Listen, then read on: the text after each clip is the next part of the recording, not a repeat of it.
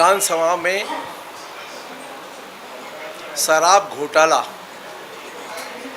अवैध शराब की बिक्री, प्लेसमेंट एजेंसी के माध्यम से डुप्लीकेट माल सरकार की दुकान से बेचना, यह 3 विषय महत्वपूर्ण थे। इन विषय को लेकर के आज मेरा आबकारी विभाग के ऊपर चर्चा थी। मैंने 19 से लेकर के 2023 तक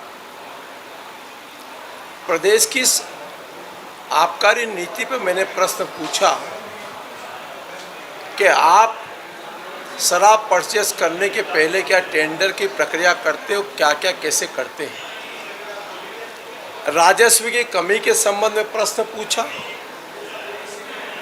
प्लेसमेंट एजेंसी जो कर्मचारियों को सप्लाई करती है, जो दुकानों पर का संचालन करते हैं, उसके बारे में प्रश्न पूछा। और तीनों प्रश्नों में यह स्थिति बनी कि पूर्व भूपेश सरकार जो पूरे देश में शराब का चर्चित घोटाला निकल कर के आया है, उसी का पूरक प्रश्न था।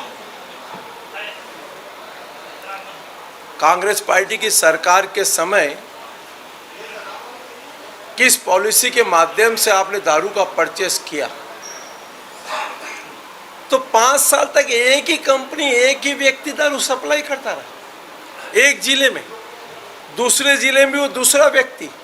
यानी आपने सिंडिकेट बना करके योजनाबद्ध तरीके से छत्तीसगढ़ के राजस्व को हानि पहुंचाई।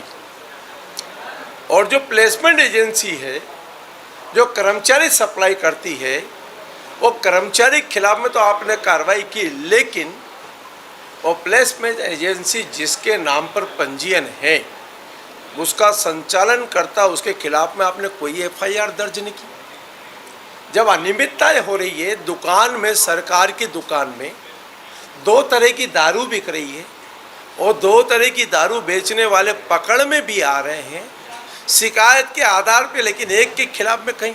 अरे गांव का आदमी अवैध दारू अगर लेके 5 बोतल 10 जाता है तो उसको आप 6 महीने के लिए जेल में डाल देते हो।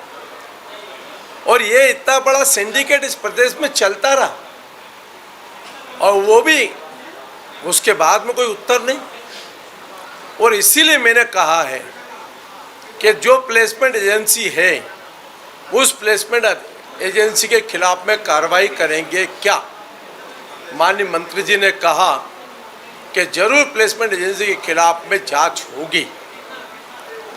मेरा यही कहना है कि पूर्व सरकार ने छत्तीसगढ़ सरकार के राजस्व पे जो योजनाबद्ध तरीके से नुकसान पहुंचाया, मिली भगत करके करोड़ों रुपए का जो चूना लगाया है, और ये इतना बड़ा स्कैंडल जब पूरे देश में चर्चा का हो चुका, कई लोग ईडी के चपेट में आ चुके हैं, कई लोग जेल में जा चुके हैं, ऐसे विषय को सरकार ने कहा गंभीरता से जांच चल रही है, हम प्लेसमेंट एजेंसी के खिलाफ में कार्रवाई करेंगे।